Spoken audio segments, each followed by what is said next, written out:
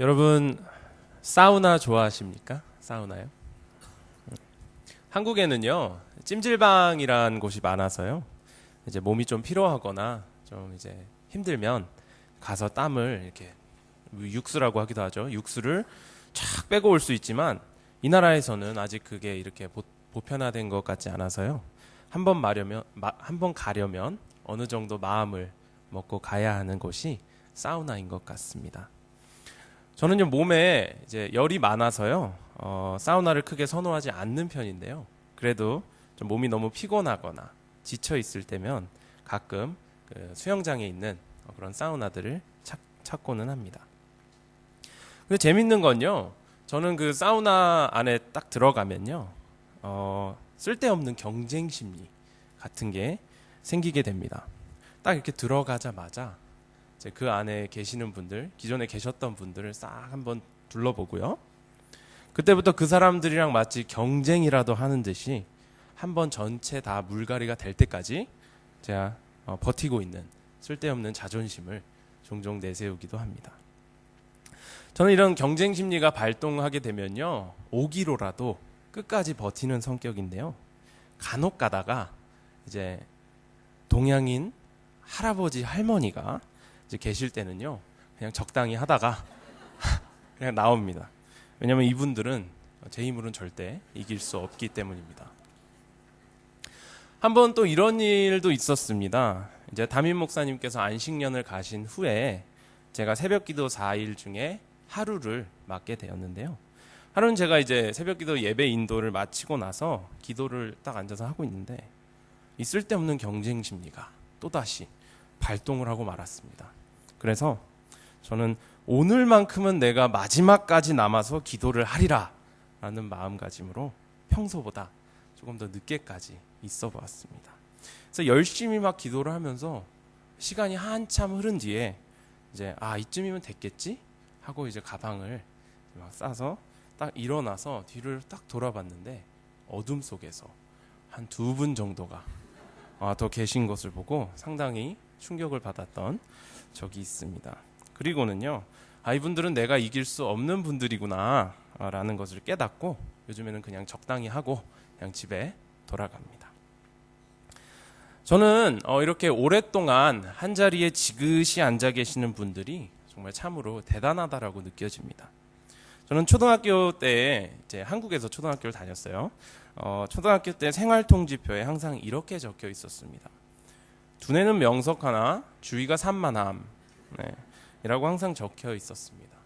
그게 뭐 어느 정도 맞다라고 생각되는 게요, 저는 기도할 때나 무엇에 집중할 때나 너무나도 쉽게 집중력이 흐트러지고요 다른 생각들을 하게 되는 것 같습니다. 선교처럼 중요한 기도 제목을 두고 열심히 막 기도하다가도 갑자기 오늘 저녁 뭐 먹지? 약간 이런 어이없는 생각들이 떠오르기도 하고요.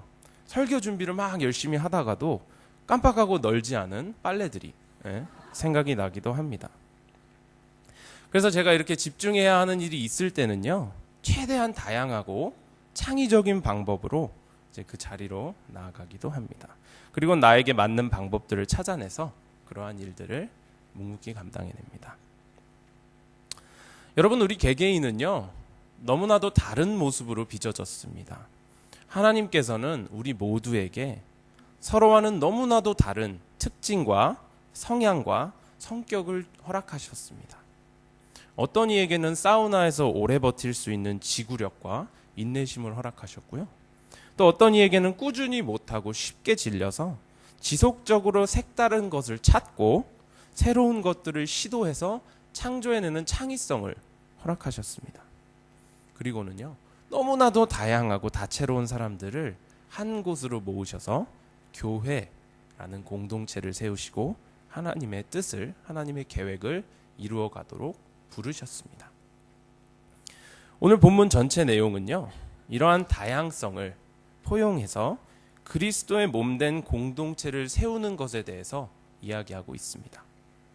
사도 바울은요, 에베소 성도들에게 가르침을 통하여 먼저 온전하게 되고 건강한 교회를 세워나가는 것을 강조하고 있는 것입니다. 우리에게 하나님께서 주신 은사와 달란트가 각각 다 다르기 때문에 자신의 강점을 부각시켜서 하나님의 교회를 세우는데 힘쓰라고 이야기하고 있는 것입니다. 이에 대해서 오늘 본문 말씀 11절에는요 이렇게 나와 있습니다. 다 함께 읽도록 하겠습니다. 그가 어떤 사람은 사도로, 어떤 사람은 선지자로, 어떤 사람은 복음 전하는 자로, 어떤 사람은 목사와 교사로 삼으셨으니. 아멘. 사도 바울은요 이러한 직분들을 나열하면서 하나님께서 은사대로 그들을 부르심을 이야기하고 있습니다. 그리고는 다양한 직분자들이 맡은 사역들을 헌신함으로 잘 감당해내서 성도들을 그리스도 안에서 완전한 자로 세워야 한다라고 이야기하고 있습니다. 근데 우리는요 이 11절 이 구절 하나만 보게 되면요 마치 사역자들 아니면 직분자들만이 하나님의 일을 감당해내면서 교회를 세우라고 하시는 것처럼 오해할 수도 있습니다. 그래서 사도 바울은요 그 다음 구절인 12절에 이렇게 이야기하고 있습니다. 함께 읽도록 하겠습니다. 이는 성도를 온전하게 하여 봉사의 일을 하게 하며 그리스도의 몸을 세우려 하심이라. 아멘. 사도 바울은요 하나님께서 사역자들을 부르신 이유가 성도들을 온전하게 하여 봉사의 일을 하게 함으로써 그리스도의 몸, 즉 교회를 세우려 하심이라고 명확하게 이야기하고 있습니다. 여러분 이게 무슨 뜻일까요? 교회 내에서요 너무나도 자주 우리는 수동적인 태도를 보일 때가 있습니다. 그리고 그 배후에 깔려있는 생각들은 참으로 다양한데요. 상처 때문에 교회 일에 더 깊이 관여하고 싶지 않은 사람도 있고요. 왠지 뭔가 손해보는 느낌이 들어서 봉사하지 않는 사람들도 있는 반면에 어떤 분들은 자신은 부르심을 받지 않았다라고 생각하기 때문에 열심을 내지 않는 분들도 간혹가다 계신 것 같습니다. 물론 저도 이러한 때가 있었고요. 아직까지도 더 낮아짐으로 섬기지 못함에 정말 통탄할 때도 참 많이 있는 것 같습니다. 하지만 본문 12절이 말씀하고 있는 것 같이 우리 모두는요 온전하여질 때까지 하나님의 말씀 안에서 깨어지고 성령님의 가르침을 받으면서 서로 섬김으로 진정하게 예수 그리스도를 닮도록 노력해야 한다는 것입니다. 그리고 그러한 섬김의 자세를 통해서 그리스도의 몸인 교회를 세워나가야 하는 것입니다. 사실 저는요 우리 주님의 교회에 와서요 이 성도님들의 어떤 그런 헌신된 모습과 봉사하시는 모습에 많이 놀랐습니다. 물론 제가 머리로는 한국교회 성도님들의 섬김이 참 대단하다라는 것은 이제 어렴풋이 알고 있었지만 직접 같이 사역을 하고 같이 경험하게 되니까 정말 그 헌신은 정말 놀라운 것 같다라는 생각을 제가 최근에 많이 하게 되는 것 같습니다. 담임 목사님께서 안식년에 가시고요. 부교역자 셋으로도 교회가 이렇게 원활하게 돌아가는 것을 보고 정말 성도님들의 헌신됨이 아니면 이루어질 수 없는 일이 아닌가라는 것을 깨닫게 되었습니다. 내가 마땅히 감당할 수 없는 부분들을 다른 사람들이 대신 감당해주고 또 내가 생색낼 수도 있을 만한 그런 일들을 했음에도 불구하고 전혀 생색내지 않고 자신의 부르심이라는 것처럼 받아들이시고 묵묵히 그 사역들을 감당해내시는 봉사의 일을 감당해내시는 분들을 보면서 저는 굉장히 많은 도전을 받게 되는 것 같습니다. 또 저는요 우리 부교역자들 3명 있죠. 저 포함해서 우리 부교역자들의 구성이 굉장히 잘 돼 있다고 생각합니다. 서로 다른 특색을 갖고 있어서요 성격도 너무 다르고 성향도 너무 달라서 이제 상호 보완이 되게 잘 되기 때문입니다. 제가 이제 어릴 때 중학교 1학년 때 뉴질랜드로 오게 돼서요 이제 한국어와 어떤 한자 이게 좀 서툰 면이 없지 않아 있는데요. 그럴 때마다 이제 서당 출신인 우리 박 목사님께 박 목사님이 서당을 나오셨습니다. 서당 출신인 박 목사님께 이렇게 모르는 단어들을 물어보기도 합니다. 또 반대로 이제 박 목사님도 모르시는 영어 단어가 있으시면 저에게 묻기도 하시는 것 등등 서로가 너무 잘 어우러져서 사역을 감당해 나아갑니다. 운전도사님은 어떻습니까? 저에게는 없는 추진력의 은사가 있어서요. 제가 감히 추진할 수 없는 일들을 시작하시고 중간에 그 일들을 저에게 넘기십니다. 아마 운전사님이 이 말을 들으시면은 더 많은 일들을 넘기실까봐 제가 조금 조심스럽기는 합니다만, 아무튼 제 입장에서는 이렇게 많은 일들을 경험해야 하는 게 이제 필요하기 때문에 이렇게 새로운 일들을 맡음으로써 귀한 경험들을 얻게 되는 것 같아서 참은 아니고 그냥 좋은 것 같습니다. 네. 아무튼 이렇게 우리는요, 서로 약한 부분을 채워주고 함께 동역하며 나아감으로써 교회를 세워가는 모습을 하나님께서는 참 기뻐할 것이라고 생각이 됩니다. 여러분, 이토록 우리는 각자 받은 은사와 달란트를 사용해서요, 서로가 서로를 섬기면서 예수 그리스도의 몸된 교회를 만들어 갑니다. 내가 할 수 없는 일을 다른 사람이 감당해내고요, 또 다른 사람이 서투른 일을 내가 감당해내면서 서로 상부상조하면서 예수님의 교회를 세워간다라는 것입니다. 자, 그렇다면요, 이쯤 와서 예수님의 몸된 교회를 세워간다라는 뜻이 무엇인지를 우리는 알아보아야 할 것입니다. 우리는 예수님의 몸된 교회를 세워간다라는 부분을요, 양적인 관점에서 바라볼 때가 굉장히 많은 것 같습니다. 숫자가 많아지면 많아질수록, 교인 수가, 성도 수가 많아지면 많아질수록 예수님의 몸된 교회라고 생각할 때가 많다라는 것입니다. 여러분, 과연 이것이 올바른 해석일까요? 이 부분을 위해서 바울은 본문에 이렇게 이야기하고 있습니다. 다 함께 본문 13절 말씀 읽도록 하겠습니다. 우리가 다 하나님의 아들을 믿는 것과 아는 일에 하나가 되어 온전한 사람을 이루어 그리스도의 장성한 분량이 충만한 데까지 이르리니. 아멘. 여러분, 교회를 세워간다라는 것은요, 양적인 측면으로만 이야기하는 것이 아닙니다. 물론 하나님의 계획으로 말미암아 사람이 많아지는 일이 있을 수도 있겠습니다만, 단순히 그냥 숫자를 늘리는 것이 우리의 목적이 되어서는 안 된다라는 것입니다. 사도 바울은 이에 대해 에베소 교인들에게 하나님의 아들을 믿는 것과 아는 일에 하나가 되어야 한다라고 분명하게 이야기하고 있습니다. 즉, 예수 그리스도에 대한 믿음과 우리의 지식이 통일되어야 한다라는 것입니다. 그리고 이 믿음과 지식이 통일되었을 때 비로소 우리는 온전한 사람이 되어서 그리스도의 충만함의 성숙함의 분량에까지 이르게 된다라고 이야기하고 있는 것입니다.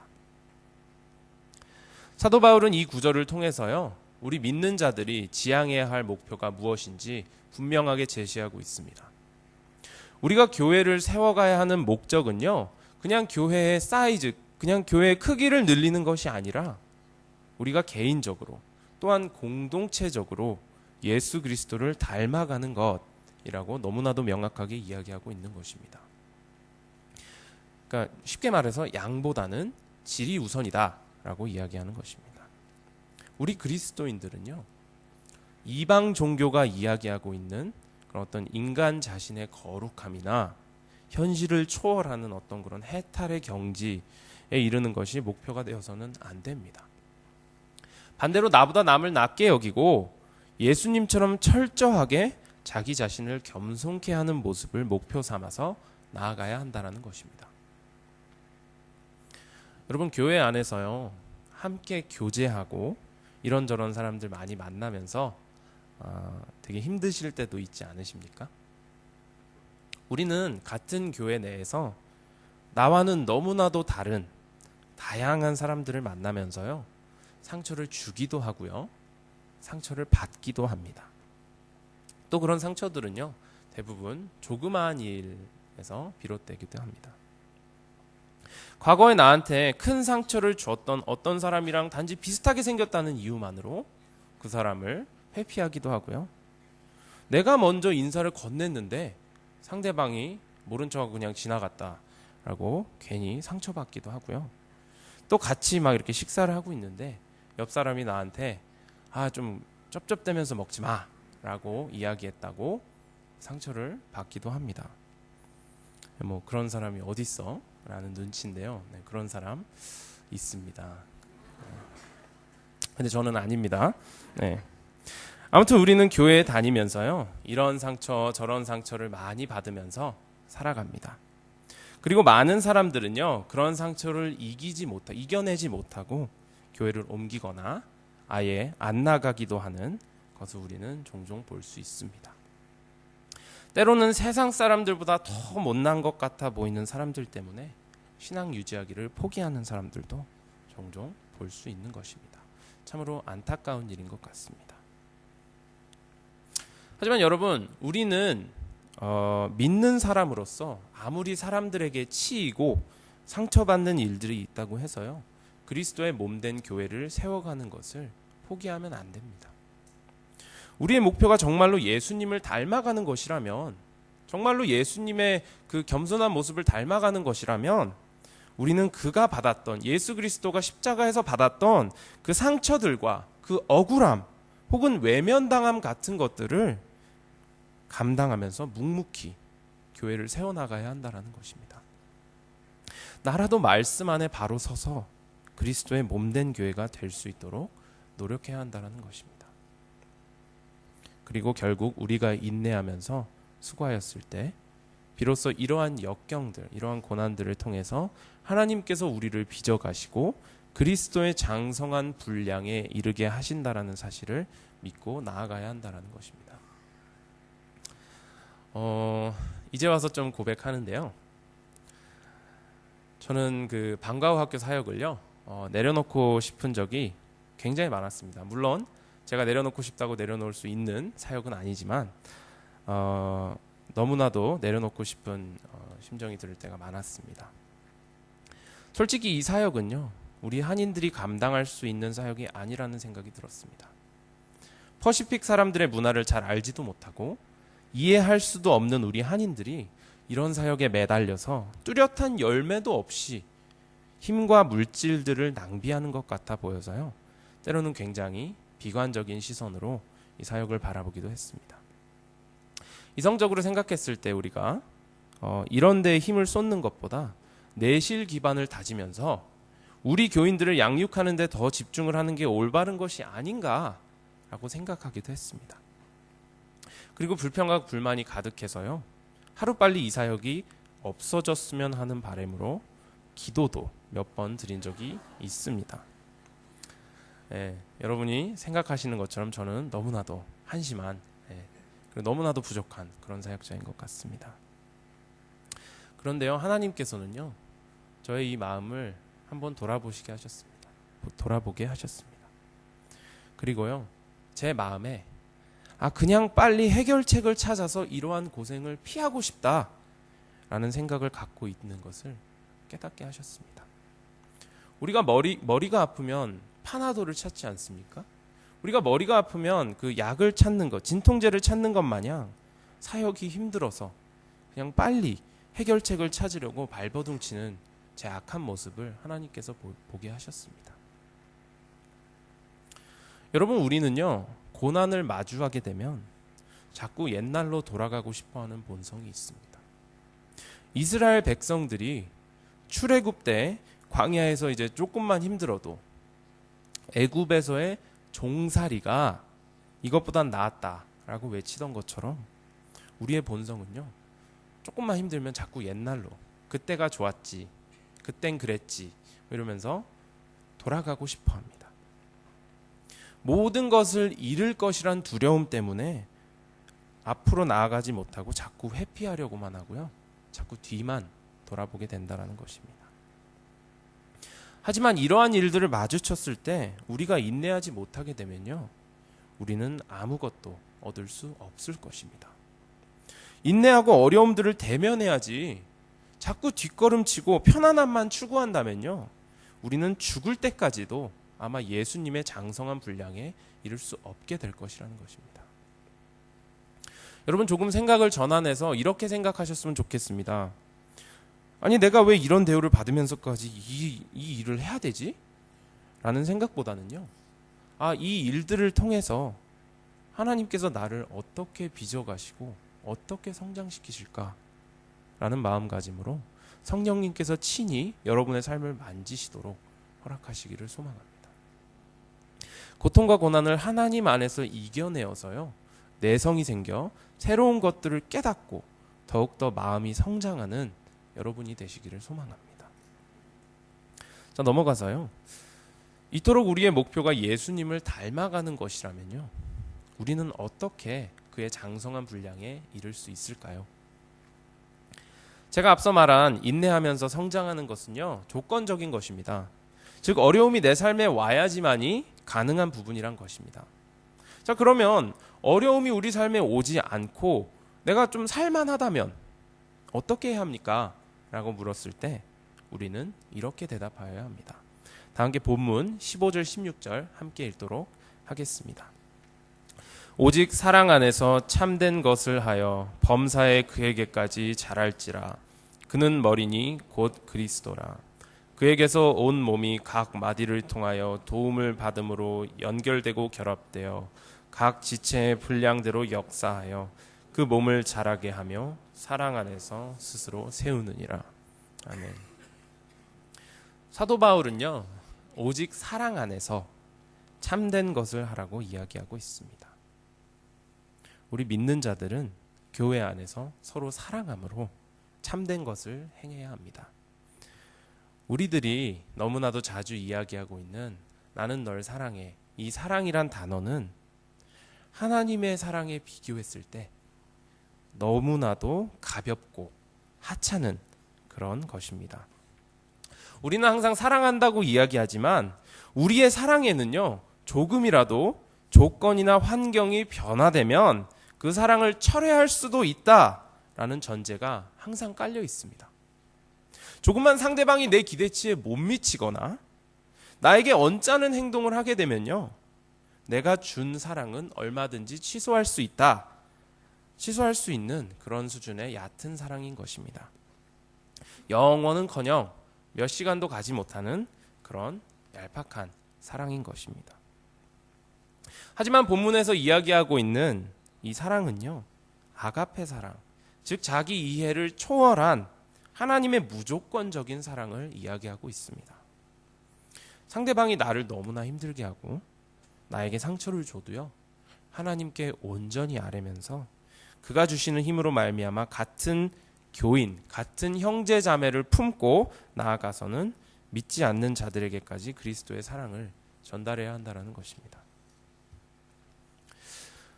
여러분, 저는요, 오늘 말씀을 준비하면서 여러분을 격려해야겠다라는 생각이 들었습니다. 노력하는 데 되지 않고요, 사랑해야 한다고 머리는 너무나도 잘 알고 있는데 마음은 마치 따로 노는 것 같아서 자신의 무력함에 좌절하고 넘어질 때가 너무나도 많은 우리의 연약한 모습을 하나님께서 다 이해하신다는 말씀을 해드리고 싶었습니다. 물론 노력하지도 않는 사람들을 향한 하나님의 안타까움은 이로 말할 수 없겠지만요, 올바른 방향성을 갖고 노력함에도 자꾸 넘어지는 분들의 마음 가운데 하나님께서는 정말 잘하고 있다, 계속 노력하자 라고 말씀하고 계십니다.